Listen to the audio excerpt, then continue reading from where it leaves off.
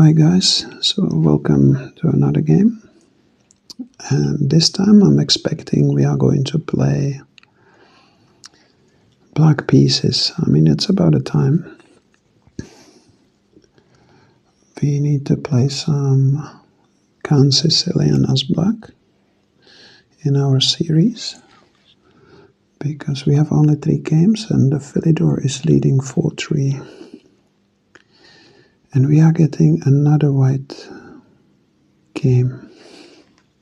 So this time we're going back to Botvinnik. We had really interesting game last time around.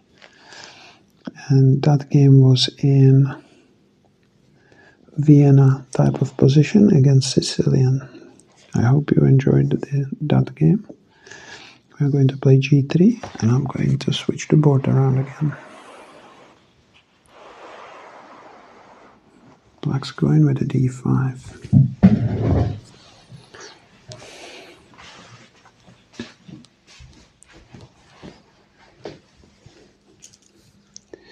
So let's just adjust the board a little bit. Always want the board to be here. I can't tell you why, but it's my secret.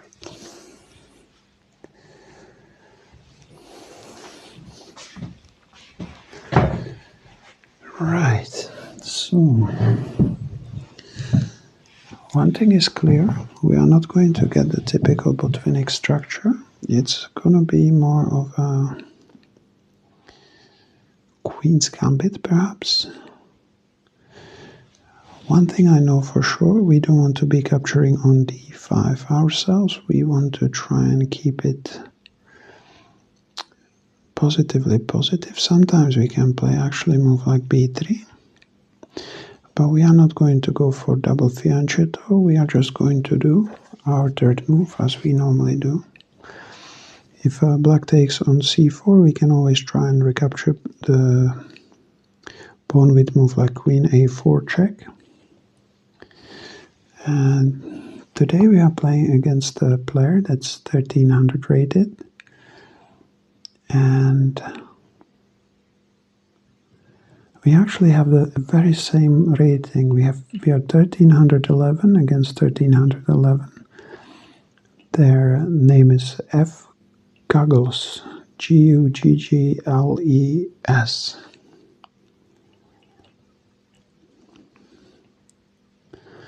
My question is, can we start taking on d5 and then play d4 and start undermining this pawn here? I believe it's too early for any such tries. So what we are going to do, maybe if we play e3, that could backfire rather quickly. So what do we actually want to achieve here? The pawn structure they have, it looks like a Tarrasch structure. But what do we want to do ourselves?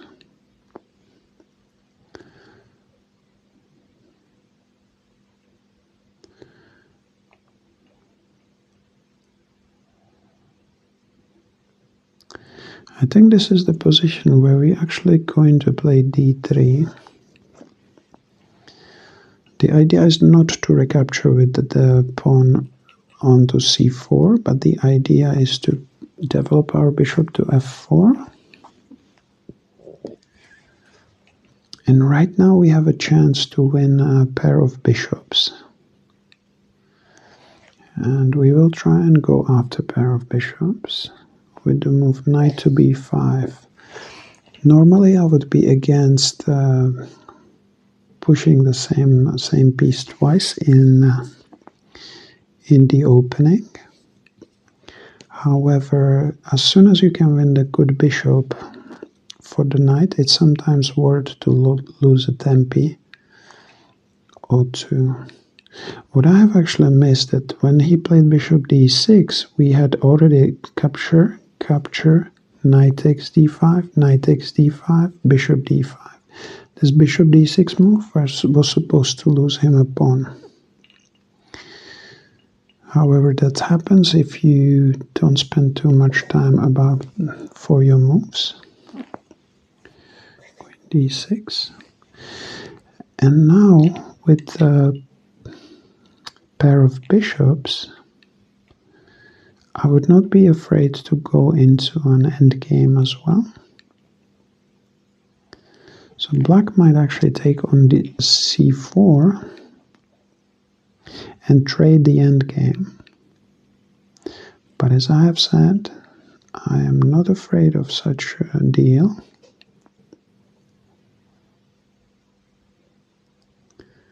Quite opposite with these bishops, that kind of position would be very, very strong.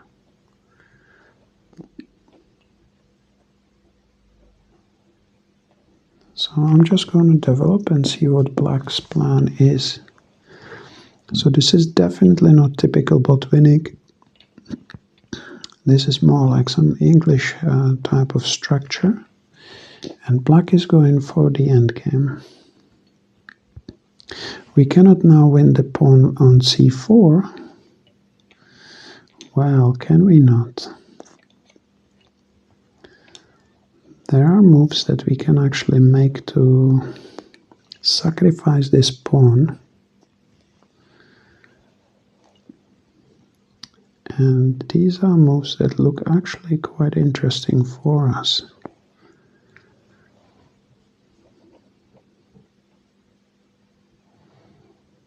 We also have one developing move with bishop f4.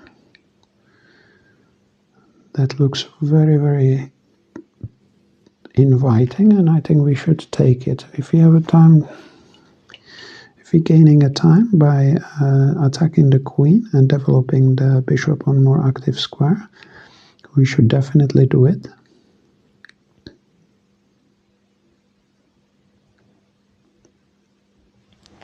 Queen goes all the way to d8. Now the advantage as well is that if we capture here and the queen trade happens, we can recapture back with the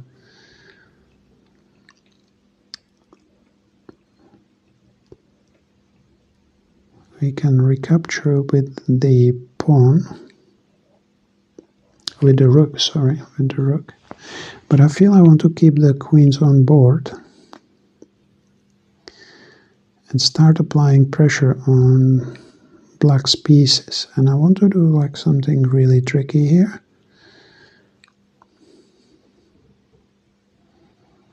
So I would like to start with move queen to a4, to which I expect move b5, and then I'm going to try and apply pressure on this pawn on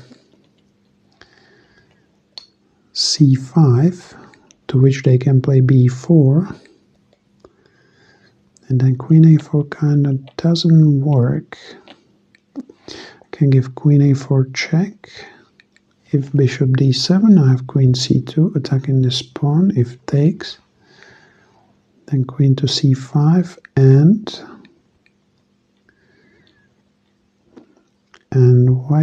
black's position may collapse. So I'm going to gamble with trying to give a pawn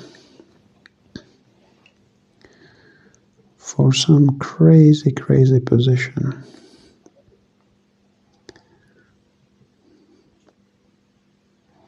Because once b5 is played, we will have move like knight e5 as well, hitting the rook in a corner. So now our idea is to play queen to a3, and the main idea of that move is to keep the king in the center. But I think it was in general a very dangerous move what we've done.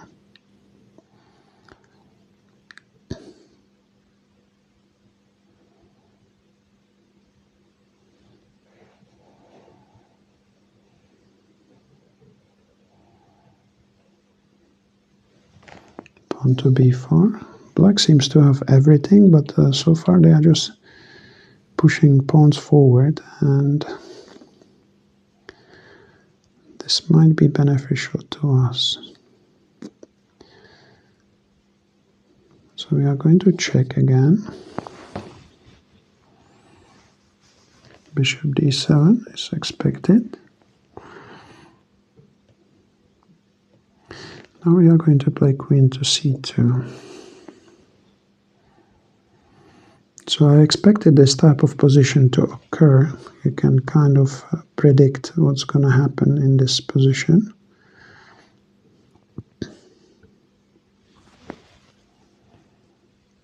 The issue we are having is that after c takes d3 and allowing also taking on e2, our king might be a little bit exposed.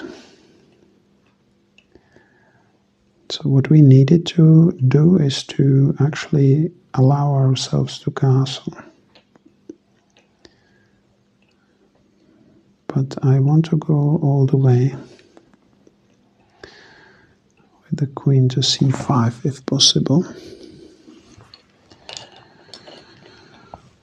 So let's see if this game is going to be just as exciting as the previous one. So we now are down 2 pawns. The idea was to try and see if we can play queen c5 here.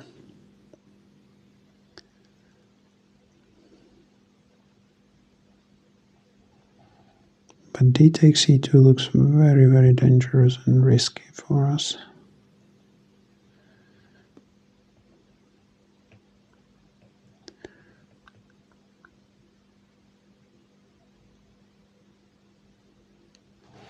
We are going for it, because there will be this idea of knight to e5, or even knight to d4.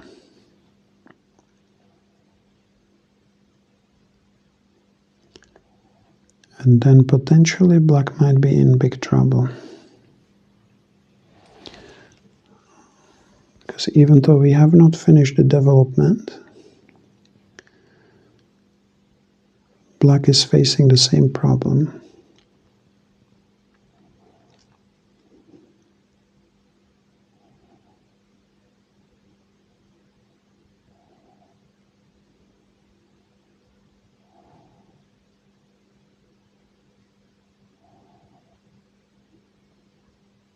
So now the position is very complicated, but this is exactly what we wanted.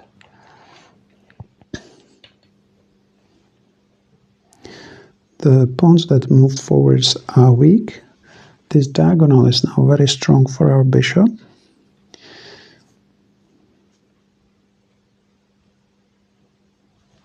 So black is going for it.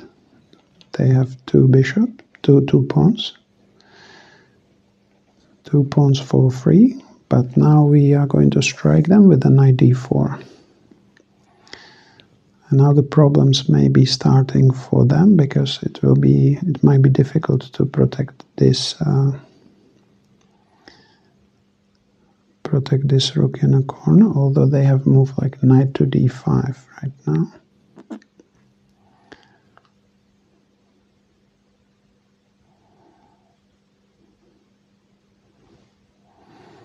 But we can still trade the knight d5.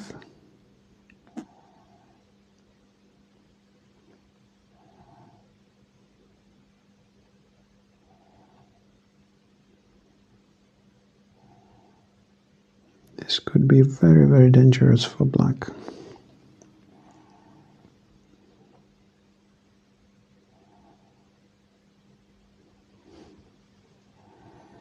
We would love to be castled at this position, but since it didn't happen, that is absolutely fine.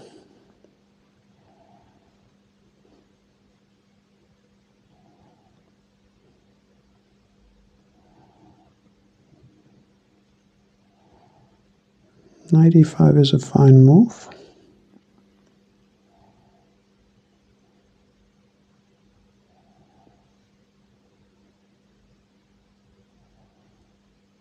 And we might be thinking about taking on d5. But at the same time, I'm thinking also taking on e2 and then developing our king. If knight takes f4, g takes f4. rook might be in trouble.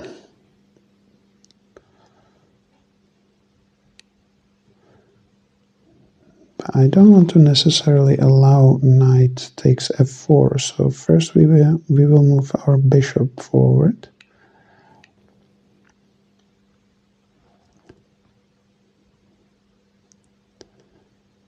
Something tells me that bishop might be really good on d6. But then queen to c8 may happen, and that could be a problem.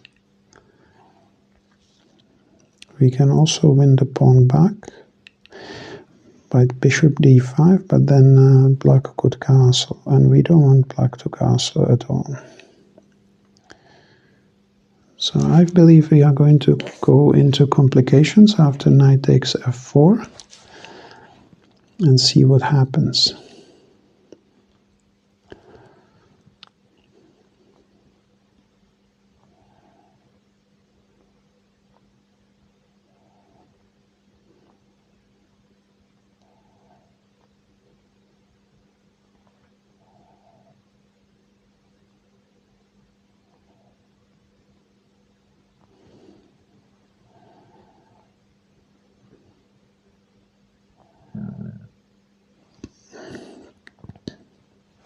So we are still down a pawn.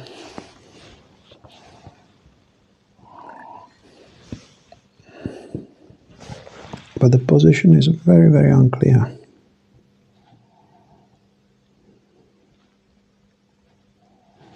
So knight takes f4 happens, and now we're going to take it back with a pawn. Now we have renewed threat against the rook with our bishop on g2.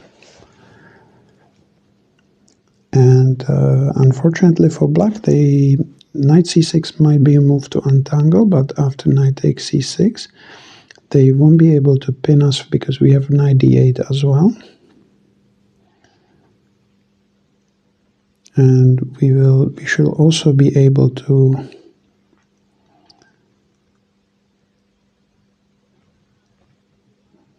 now black is in a bit of a predicament of what we have expected. Because black has 5 pieces just like we do, but only one of them is sort of developed but doesn't really help the situation.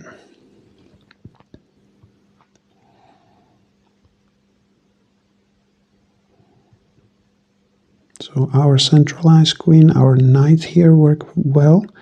Black has no checks. So this was really just played by feel, but now it seems to be working.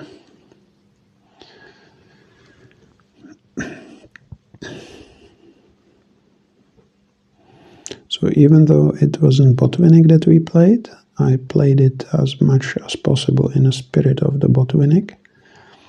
And black pieces really look in a big struggle. I think knight c6 could be played, but we have moved like bishop takes c6 and just simply wins the piece for nothing.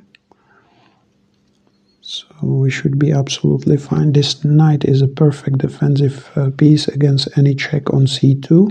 So even if the rook goes here, eventually it's not possible to check us on the second rank.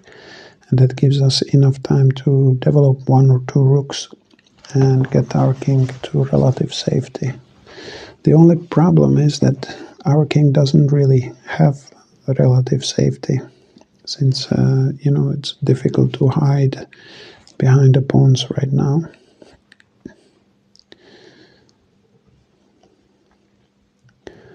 But there are certain moves we can try and offer the trade queens, or queen trades. So just because we don't have the full safety for our king, black can still think about some drawish chances with, you know, potential check with that queen.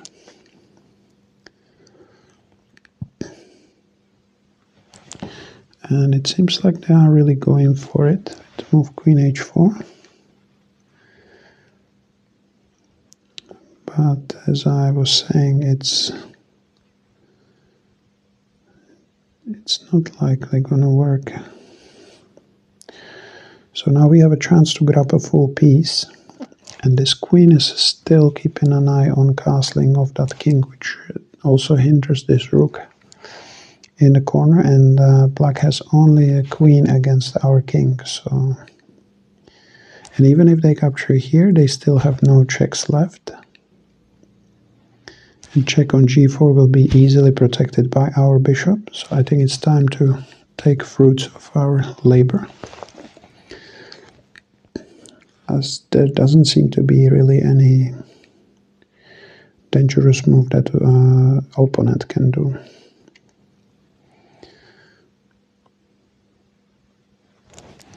Queen takes f4, it's predictable. So we have rook for 2 pawns right now. And it's our turn to think where we shall, or how shall we develop our pieces.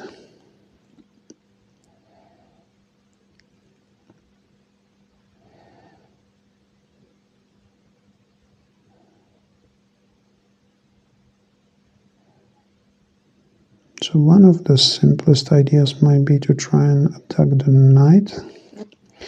Right now it's no longer about getting a material, it's just to get the development and safety of our pieces sorted.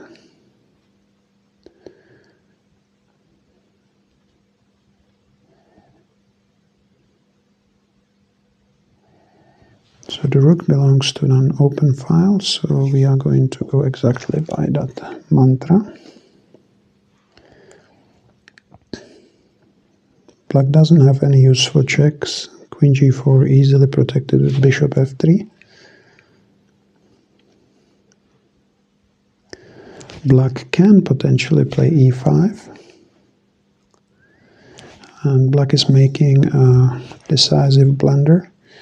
If you can find the move that we can play here to protect our king, then let me know in the comments. I'm expecting a resignation after my next move. This might be the blind spot that I've heard about today when I was watching some videos from Dr. Khan. He was talking about, you know, the newer players, they will spend too much time thinking about what's happening on this side of the board. They might forget what's lying in the corner. So, as you can see, this is our only legal move with the bishop. So the bishop takes the queen. And with queen and a rook for 2 pawns, I believe this is going to be end of the game.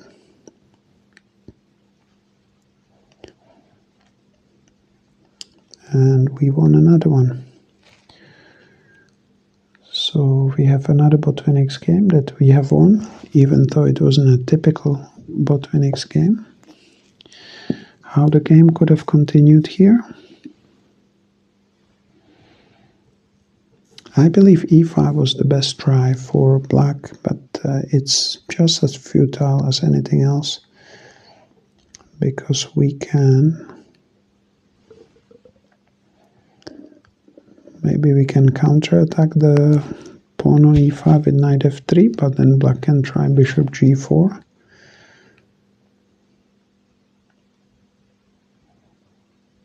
But we have everything nicely protected, so I'm not sure. Knight f3 actually could run into bishop b5 check. So... But is bishop b5 a big threat? It again doesn't seem to be. So let's see if we look at this line.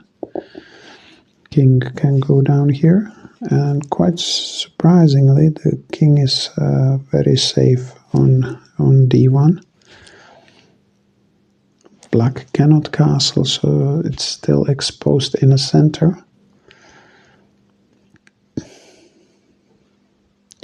And we are threatening to take here. So maybe move like knight d7 could be good for black, as we are not able to take on e5. But then again, we might play some very simple move here, like queen to e3. And if you decide to keep your queens on the board, we have this massive threat of rook c8 takes h8. And these 3 pieces just not enough to do a damage to the white king. So even though both kings are very open, this king always looked much safer in those positions. So I hope you enjoyed this wild game. I was trying to show you how you can sometimes provoke other opponent to get a position that could be favorable to you. So all this mixing moves with the queen. And the main idea was to make my bishop strong on this diagonal and also to expose weakness of all these pawns. So even though we've been down 2 pawns at some point, our position was very hopeful, and black ended giving up the full rook and basically had not much in return, and in the end blundered the queen as well. So I hope you really enjoyed this game, and I'll see you in the next one.